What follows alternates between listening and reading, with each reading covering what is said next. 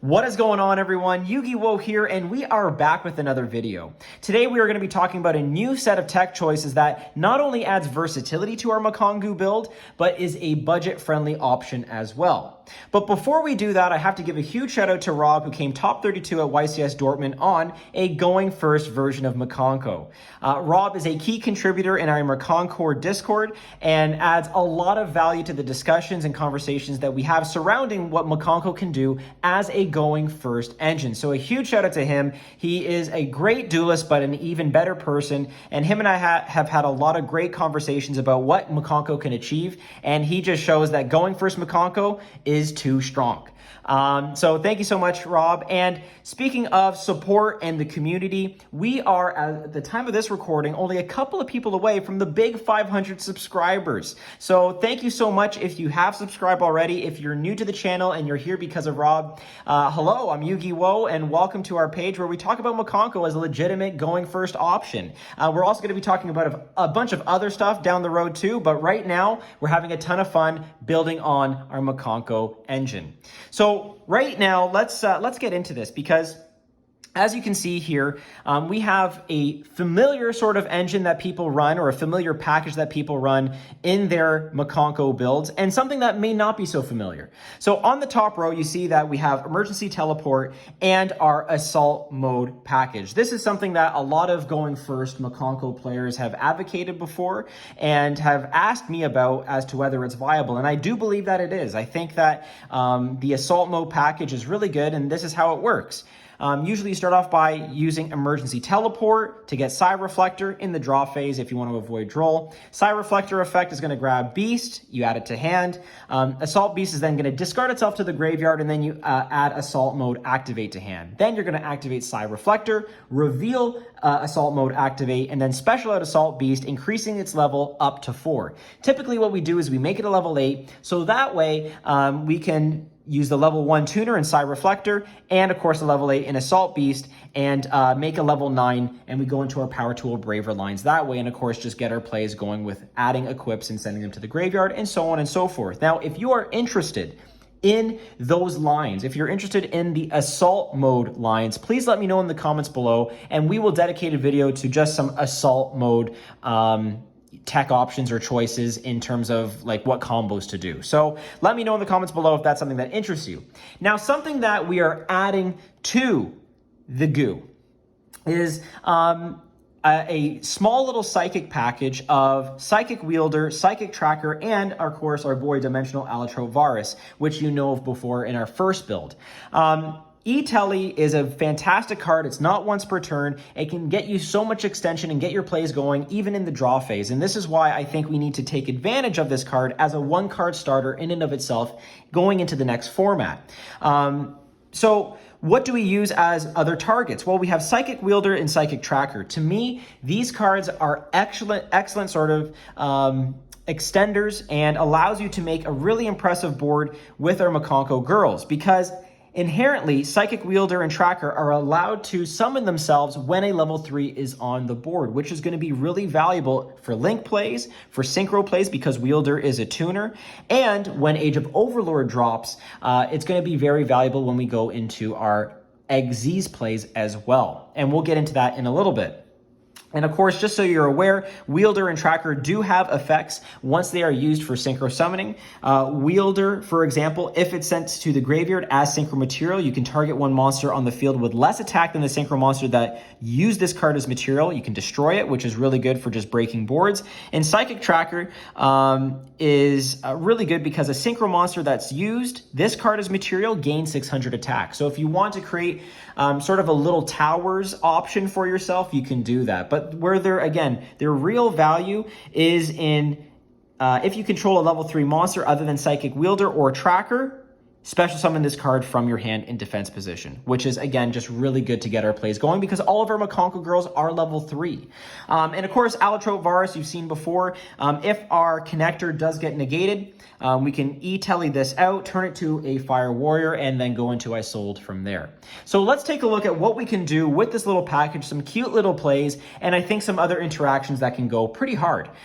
So we're going to take a look at if we were to have Psychic Wielder in hand, and, for example, an Arabesque. So we're going to grab our Arabesque. We have Psychic Wielder. Fantastic. Okay. So again, we have both of these cards in hand. What are we going to do? How do we kind of make plays from here if we don't see a one card starter like, I don't know, Connector or E-Telly? Well, we're going to normal summon out our wielder here, and we're going to then activate Arabesque, equip it to the wielder. We're then going to activate Arabesque to bounce the wielder back in order to special summon. But what do we special summon in this case? Well, we can go a couple of different routes. We can go either Huli and grab Spirit Walk or any other trap that you see fit at that moment in time, or we can go Hare, grabbing Fire Dance, and that allows us to open up some plays as well, and of course Wielder would come back to hand here, okay? So let's say we go the Hare route. We will, at this point in time, let's put away our Huli and our Spirit Walk. We bounce the Wielder back to hand, Arabesque, and we have, of course, Fire Dance in hand because we searched it. Arabesque is equipped to Hare. We're then going to special down our wielder. And right there, we have two materials on board, whether it is for your link plays, if you want to go into an IP, for example, or into a Little Knight, who knows. Again, we're thinking about Age of Overlord as it comes down the pipeline. We can also go into a synchro play. Look at this. We can go wielder, which is a level 3 synchro, and Hare, which is just a level 3. Those get sent to the graveyard. Bring out Mei Long, and then go Mei Long effect to increase its level to a level 7, activate Fire Dance, bring back the Hare, a level 7 and a level 3, add them up together, and you get a Baronne play. So right there, that's really good sort of immediate board presence. It's a threatening Omni Negate. I mean, Baronne is Baronne. You can't deny that. So that's pretty good as well. Let's say we were to go the other route, and we were to go Huli and summon out the Huli. So let's move these off to the side here for a second. And we will grab our Psychic Wielder, our Huli, our Arabesque, and our Spirit Walk. So again, of course, let's say we summoned out the Wielder, equipped it with Arabesque. Now Huli is equipped with Arabesque because we bounced the Wielder back to hand. And we got Spirit Walk out of it. Where the value is in this is you can special out the Wielder here. And then, again, link play, synchro play, it's up to you. But we can go and overlay these eventually for the Exy's armor card that's coming in Age of Overlord, which is really, really good. If you don't know what it does, the Exy's armor cards are a semi-equip based sort of archetype that, again, allows you to kind of stack themselves on top of each other. So you go into the level 3 here, you detach materials, draw a card. Then you go into the level 5, detach materials, and grab the Exy's trap or the armor trap, which allows you to cheat out an Exy's monster on your opponent's turn, which is really good. And you can think of all the different sort of tech options for that. And then you can eventually go into the level 7, and the level 7, which is something Lancer. I don't know the exact name, my apologies, folks, but you can go into the level 7, and then from there, you can set up Spirit Walk, you can set up another Mikankguu card, and when you do that, or you can set up a Promise, for example, and when you do that, you flip over Spirit Walk, you flip over Promise, maybe summon out your Nini plus an equip card. Once you equip an equip card to something on the field, or not on the field, but sorry, something that you control, a monster you control, then the Lancer activates, and you can non-target grab a monster and use it as material underneath the Lancer, which is just unreal in terms of disruption and removal. And Spirit Walk is great for that because, again,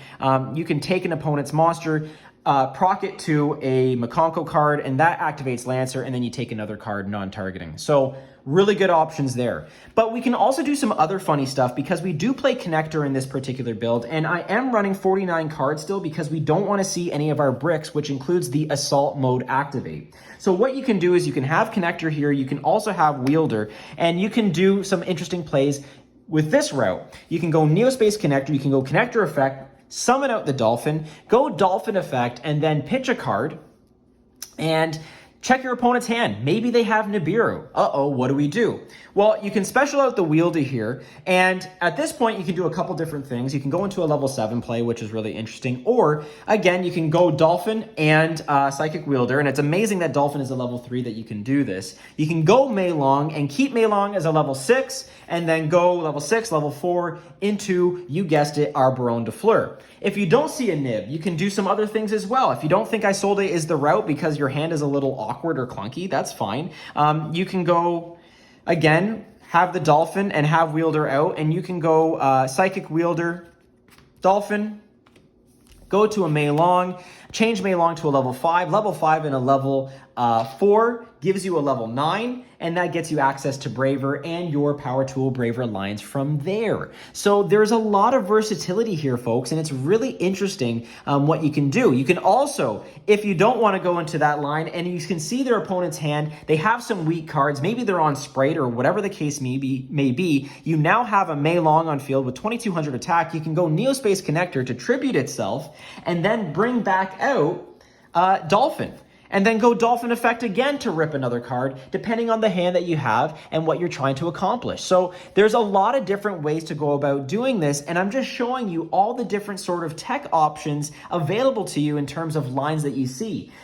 We also have a really amazing combo with Neospace Connector and E-Telly. And I don't want to go into that right now simply because we are taking up a lot of time on the video, but this in and of itself can get you full combo with a ton of disruption and makes it so that way you put up a board that's really hard to break through and even more importantly, has a lot of clap back on the follow-up. If you want to see that combo, please do let me know in the comments below and we will get you that, I promise. But for now, folks, I just wanted to show you, again, the value of having some of these extra E-Telly targets because for me anyway, part of the downfall of the last maybe Mikankguu build was if you don't see some of your starters, you're not loving life. And you can go with a pretty okay Mikankguu board to start, but it's not ideal by any means. So for what I try to do is think about cards that give me extra value. And if Emergency Teleport can be a one-card combo, if Neospace Connector can be a one-card combo, why not use them? Especially when you run some amazing targets for them, including your girl Huli, who again can proc the effect of these wielders, or not proc, but allow these wielders to be special summoned or allow the Psychic Tractor to be special summoned, and then you can just make plays from there. Okay, I think I've rambled on enough. Let me know in the comments, if this is something that really interests you and if you want me to do more videos explaining some of the tech choices that we've made and what other combos we can do with these cards. I'm very interested to know, giving you this knowledge, what it does for you and how you approach your build. What builds have been really successful for you? Is going first Mikankguu fun to play? Let me know in the comments below because I am super curious as to where you're coming from. As I said so many times before, Mikankguu is a communal build. We need you. We need your support. We also need your insight to allow us to build this deck into a really strong rogue contender, especially with this new format coming out in Age of Overlord, okay? And don't forget, we also have Angel Ring dropping too, which is going to add another layer of disruption and another layer of complexity to this build. So with that all being said, thank you so much for watching and paying attention to the video. If you haven't yet already, please like the video, subscribe. Again, we're so close to 500 subscribers. It means the world to me. Ding that notification bell to stay in the know with all of that Mikankguu goodness. As I said before, we are so thankful for you and your support. This is Yu-Gi-Oh! Running the E-Telly package, signing out.